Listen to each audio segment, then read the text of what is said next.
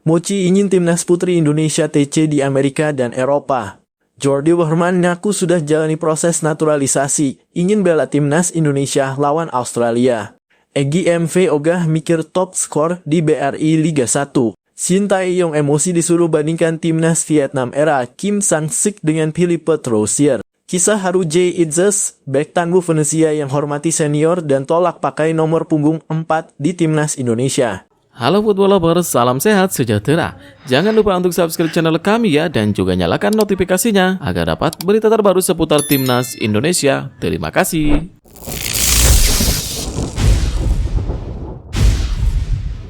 Mochi ingin timnas putri Indonesia TC di Amerika dan Eropa. Satoru Mochizuki ingin persiapan lebih matang untuk timnas putri Indonesia menghadapi ASEAN Women's Championship 2025. Itu disampaikan Mochi saat tiba di Bandara Soekarno-Hatta dari Laos. Mochi baru saja membawa Garuda Pertiwi juara Piala AFF Wanita 2024. Sekarang baru dipikirkan seperti apa rencana 2025. Saya ingin ya TC di Amerika juga negara yang ada di Eropa.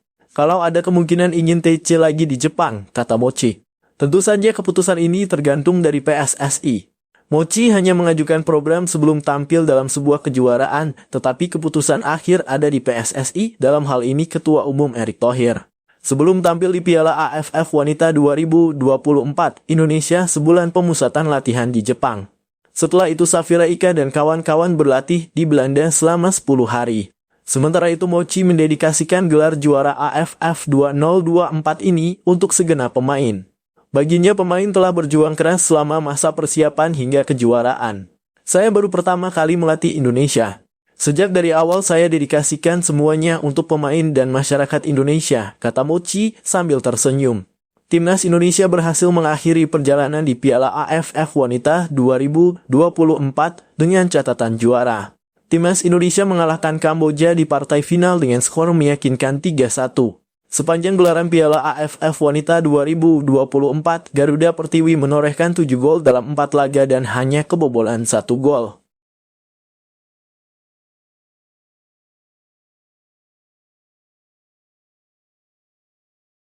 Jordi Wehrman mengaku sudah jalani proses naturalisasi, ingin bela timnas Indonesia lawan Australia. Nama Jordi sempat mengemuka sebagai target naturalisasi pada 2021 hingga 2022. Namun pemain yang bersangkutan menolak untuk menjadi WNI dan membela timnas Indonesia. Kini Jordi kabarnya sudah berubah pikiran. Ia mulai terbuka untuk menjadi WNI dan siap untuk membela timnas Indonesia dalam berbagai ajang. Pemain berusia 25 tahun itu berharap bisa bergabung ke skuad Garut pada Maret 2025. Jordi yang kini berkostum Madura United merasa sudah seperti orang Indonesia. Saya harap dapat bergabung timnas Indonesia bulan Maret, itu akan sangat luar biasa. Saya sangat berharap kualitas saya dapat membantu tim, karena saya yakin akan sangat berharga untuk timnas, ujar Jordi, dikutip dari Football Premier, Jumat 13 Desember 2024. Ini tim yang luar biasa dan saya sudah merasa menjadi orang Indonesia, tandasnya. Patut dinanti apakah Jordi benar dinaturalisasi atau tidak. Posisinya sebagai gelandang memang cukup dibutuhkan oleh skuad asuhan Shin Tae-yong. Saat ini Indonesia hanya memiliki beberapa nama mumpuni di posisi gelandang. Mereka adalah Tom Haye dan Ivar Jenner. Maka dari itu PSSI terus berburu pemain di lini sentral tersebut. Sejumlah nama sempat mengemuka seperti Jairo Riedewald. Namun hingga kini proses naturalisasi pemain Royal Antwerp tersebut masih belum jelas. Bergabungnya Jordi tentu akan menambah kekuatan. Kendati saat ini merumput di Liga 1, kualitasnya masih terlihat.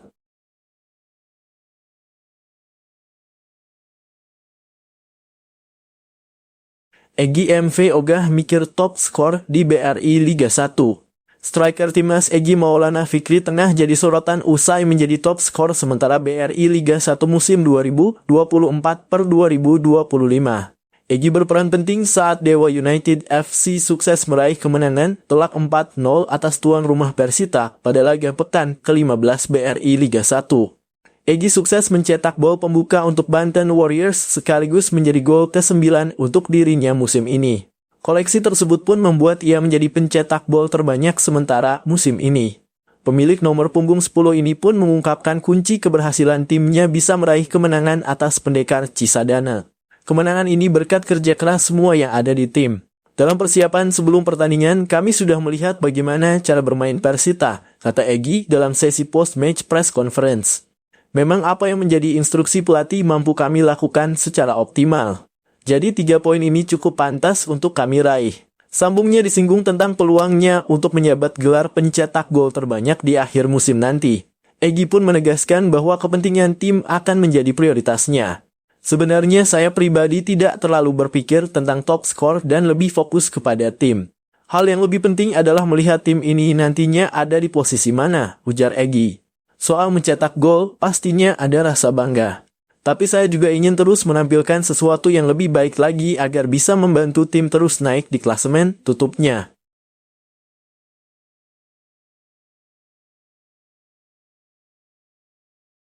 Shin Tae-yong emosi disuruh bandingkan timnas Vietnam era Kim Sang-sik dengan Philippe Troussier.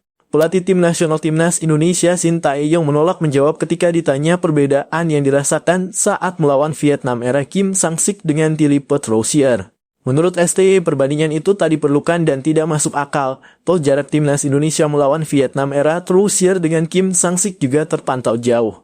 Seperti yang diketahui, Vietnam akhirnya berhasil memutus rangkaian hasil buruk melawan timnas Indonesia saat kedua tim berjumpa dalam laga lanjutan grup B Piala AFF 2024 di PHU Tho Provincial Stadium, Minggu 15-12-2024 malam waktu Indonesia Barat. Mereka menang tipis 1-0 melawan skuad muda tim Merah Putih lewat gol tunggal Nguyen Quang Hai pada menit 77. Ini menjadi kemenangan pertama The Golden Star Warriors julukan timnas Vietnam atas Indonesia dalam 4 laga terakhir.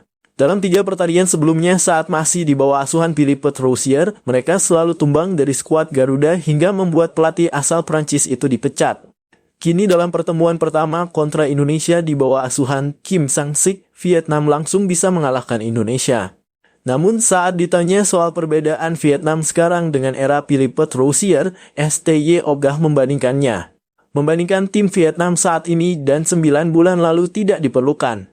Saya pikir melakukan perbandingan itu tidak masuk akal, kata Shin Tae-yong dilansir dari Dantri, Rabu 18 Desember 2024.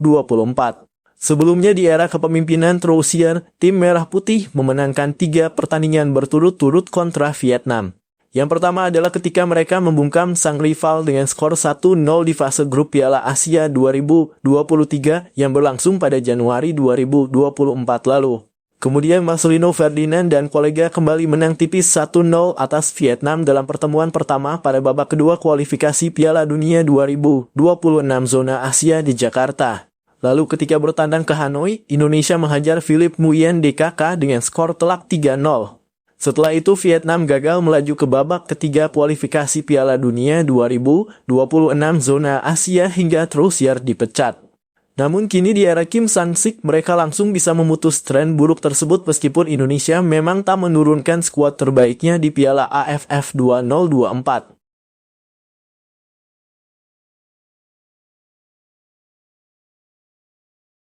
Susah payah kalahkan timnas Indonesia, Vietnam kena semprot pengamat sepak bola.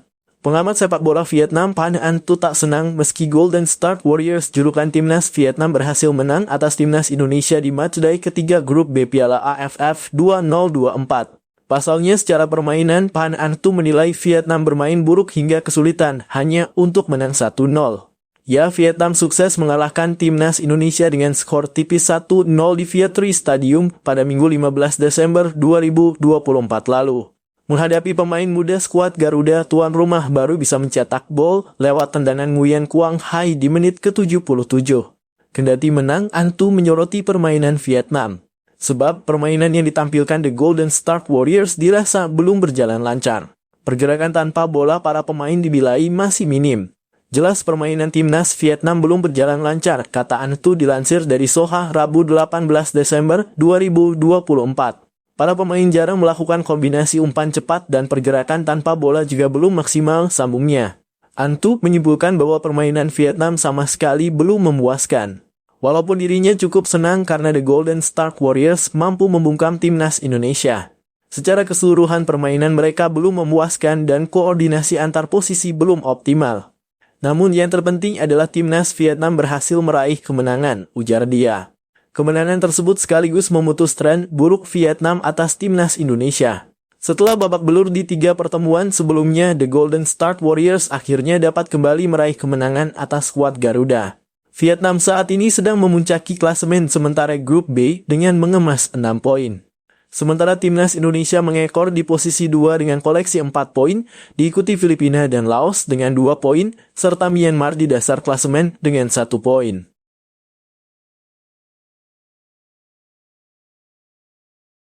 Kisah haru Jay Itzes, bek tangguh Venesia yang hormati senior dan tolak pakai nomor punggung 4 di timnas Indonesia. Kisah haru Jay Itzes, bek tangguh Venesia yang hormati senior dan tolak pakai nomor punggung 4 di timnas Indonesia menarik diulas. Sosok yang dimaksud adalah Jordi Amat. Kisah haru ini terjadi pada awal 2024 ketika Itzes baru saja dinaturalisasi. Pada laga debut menghadapi timnas Vietnam di putaran 2 kualifikasi Piala Dunia 2026 zona Asia, ia sempat memilih jersey nomor 4 yang biasa dipakai Amat. Kebetulan, kala itu bek berdarah Spanyol tersebut tidak dipanggil oleh Sintayong karena tengah dibekap cedera. Di sisi lain, nomor punggung 4 juga telah melekat dengan Itzes di klub termasuk di Venezia. Namun sejak 2 laga menghadapi Vietnam, nomor punggung Itzes di timnas Indonesia berubah menjadi nomor 3. Ia sama sekali tak pernah mengenakan nomor 4 sekalipun Amat tengah absen. Rupanya Itzes menghormati Amat yang dianggap senior karena lebih dulu membela timnas Indonesia.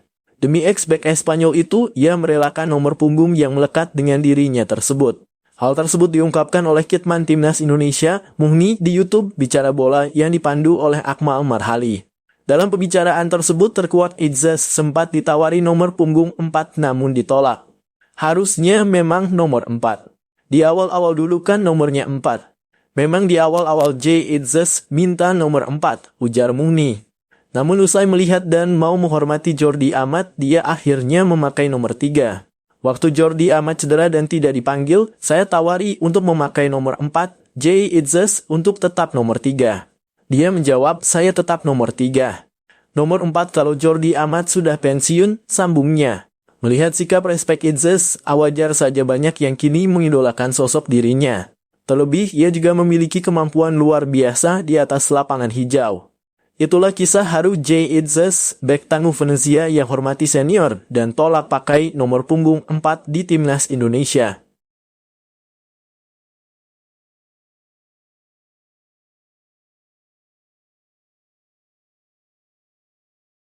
Masyarakat Indonesia serang balik supporter Malaysia pamer gol berkelas Jay Itzes ke gawang Juventus. Masyarakat Indonesia serang balik supporter Malaysia. Mereka memamerkan gol berkelas Jay Itzes ke gawang Juventus. Hal ini sebagai balasan dari sindiran masyarakat Malaysia karena Indonesia yang belum memiliki trofi Piala AFF. Seperti diketahui sejak bergulirnya turnamen ini, Indonesia hanya 6 kali menjadi runner-up. Berbeda dengan itu, timnas Malaysia sudah mengoleksi setidaknya 1 trofi Piala AFF yang diraih pada 2010. Kala itu, skuad Harimau Malaya mengalahkan timnas Indonesia di final dengan agregat 4-2. Karena merasa lebih baik dibanding Indonesia, masyarakat Malaysia pun beberapa waktu lalu menyindir timnas Indonesia yang belum memiliki trofi Piala AFF. Melalui akun X @onefo_otbalm, mereka menyebut tim merah putih tidak bisa. Sederhana tetapi mereka timnas Indonesia tidak bisa, tulis akun tersebut dengan memasang foto Malaysia yang meraih gelar Piala AFF sebanyak 1 kali. Namun hal tersebut tidak membuat supporter Indonesia panas. Sebab Piala AFF bukan lagi turnamen yang diidamkan. Akan tetapi level skuad Garuda saat ini sudah berada di Asia dan akan menembus Piala Dunia. Para pemain timnas Indonesia pun bermain di liga top Eropa seperti Jay Itzes yang bermain di Serie A. Terbaru, sang kapten baru saja mengukir sejarah dengan mencetak gol di Serie A saat menghadapi Juventus dalam Giornata 16. Pada laga yang digelar di Allianz Stadium itu, Jay sukses mencetak gol melalui sundulan kepalanya. Hal ini membuat Venezia sempat unggul 2-1 meski laga harus berakhir imbang 2-2. Gol Jay ini membuat namanya tercatat mengukir sejarah sebagai pemain timnas Indonesia pertama yang mencetak gol di Serie A. Hal ini tidak bisa dilakukan oleh pemain Malaysia manapun. Tayal prestasi Jay menjadi bahan serangan balik supporter timnas Indonesia atas kesombongan Malaysia yang hanya memiliki 1 Piala AFF. Padahal turnamen itu bisa dibilang sudah kehilangan gengsinya. Sederhana tapi tetangga iri, tulis akun @Georgialessandro sambil mengunggah hasil akhir Juventus versus Venezia yang terdapat nama Jay Itzes sebagai salah satu pencetak gol. Itulah masyarakat Indonesia serang balik supporter Malaysia yang memamerkan gol berkelas Jay Itzes ke gawang Juventus. Semoga informasi ini menghibur pembaca sekalian.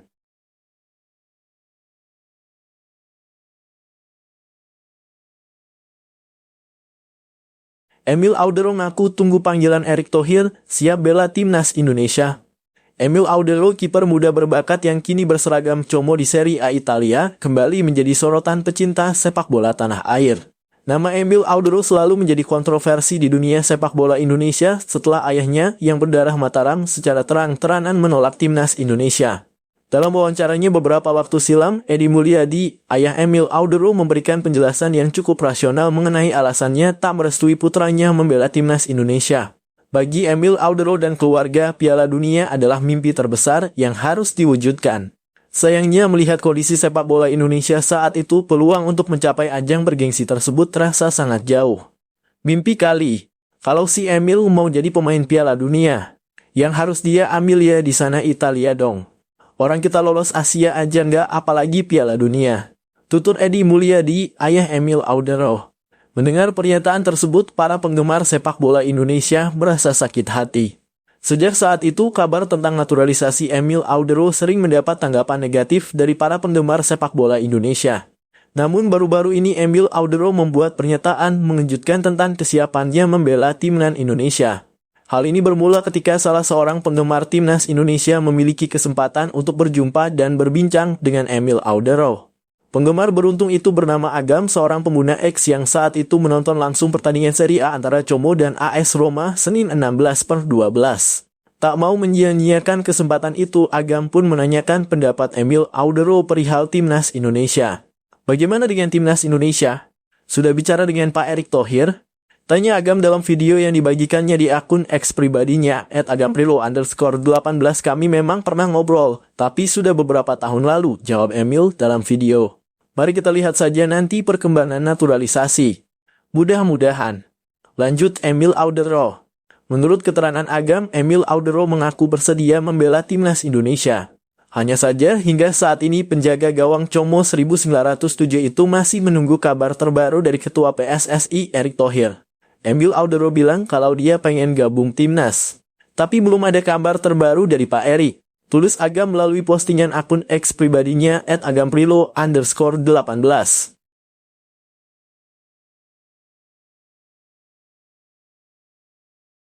Kian muncul di Venezia, Jay Itzes ramai dikabarkan jadi incaran raksasa Serie A Lazio. Performa kapten timnas Indonesia, Jay Itzes di Venezia terus mengalami peningkatan. Terbaru, Bang Jay mampu mencetak gol penting klubnya ke gawang Juventus yang berakhir dengan skor 2-2. Berkat penampilannya yang kian moncer, Jay Itzes kini dikabarkan tengah diincar oleh raksasa Serie A. Klub yang kabarnya ingin menggait bek berusia 24 tahun tersebut adalah Lazio. Kabar tersebut tampak ada media sosial Instagram yang membahas seputar kabar pemain timnas Indonesia yang abroad @footballabroad Indonesia pada Senin 16 Desember 2024. Akun itu menambahkan Jay Itzes juga berpotensi menjadi buruan tim Serie A lainnya di musim-musim mendatang. Abroad rumor, Jay Itzes sedang diminati oleh raksasa Serie A Lazio. Nampaknya Jay Itzes akan jadi pemain buruan klub Serie A musim depan nih, tulis akun tersebut. Terkait rumor ini, peluang Jay Itzes gabung Lazio di putaran kedua musim 2024/2025 mungkin saja sulit terwujud.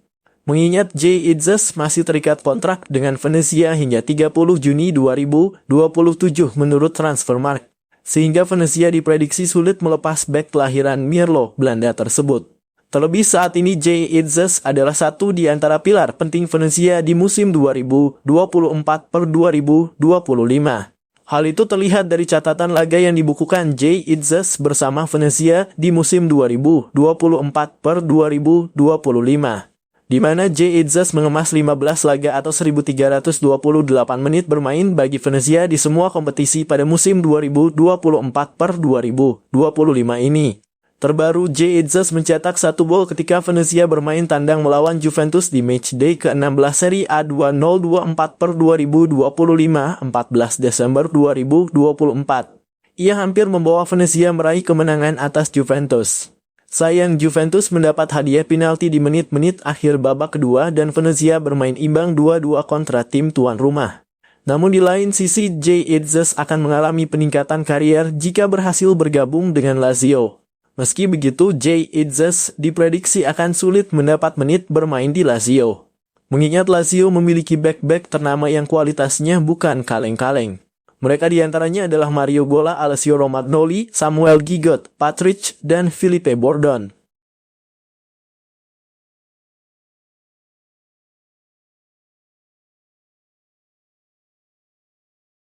Calon striker timnas Indonesia diincar tim Liga Inggris, segera satu klub bareng Marcelino. Oleh saat ini masih berseragam FC Utrecht, DNA terikat kontrak hingga tahun 2026 mendatang. Musim ini dia sudah bermain dalam 13 laga di Liga Belanda dan sukses menyumbangkan 2 gol. Penampilan solidnya bersama Utrecht membuat Oxford tertarik mendatangkan pemain tersebut. Diperkirakan Oxford harus mengeluarkan dana hingga jutaan dolar untuk mendatangkan pemain yang memiliki darah Indonesia dari sang nenek. Bagi Ole, tawaran ini cukup menarik karena karirnya yang sedang berkembang baik saat ini. Proses transfer Ole menjadi kesempatan emas bagi sang pemain. Sebagai sosok yang bertugas sebagai striker kedua Utrecht, melanjutkan karir ke Inggris tentu adalah peluang yang baik. Sebelumnya, di Oxford ada pemain Indonesia lain yakni Marcelino Ferdinand yang sedang mencari menit bermain. Kehilangan Ole akan coba dipikirkan dengan matang oleh Utrecht karena peran pemainnya tersebut yang cukup krusial. Ole Romani mungkin akan menghadapi transfer ke Inggris. Striker FC Utrecht berusia 24 tahun itu dapat mengandalkan ketertarikan dari Oxford United, tulis laporan Football Premier. Tentunya, Oxford harus membayar mahal untuk mendapatkan striker berusia 24 tahun tersebut. Namun, kabar ini cukup rasional karena Utrecht saat ini sudah mendatangkan pemain keturunan Indonesia lain yakni Miliano Jonathans. Penampilan Miliano saat masih berseragam Vitesse Arnhem penampilannya cukup dominan. Dia mencatatkan 17 pertandingan dengan kontribusi 10 gol dan 4 assist. Miliano mendapatkan kontrak hingga 2028 bersama Utrecht. Sementara itu, anggota Exco PSSI, Arya Sinulinga menjelaskan bahwa proses naturalisasi Ole belum dilaksanakan. Pasalnya, DPR RI saat ini sedang dalam masa reses dan tidak menggelar sidang. Selain itu, pertandingan lanjutan putaran ketiga kualifikasi Piala Dunia 2026 zona Asia masih akan berjalan pada Maret. PSSI masih memiliki waktu untuk menyelesaikan berkas pemain tersebut. Lagian kita, itu Australia kita kapan? 20 Maret. Batas kita tanggal 13 Maret untuk pendaftaran pemain-pemain.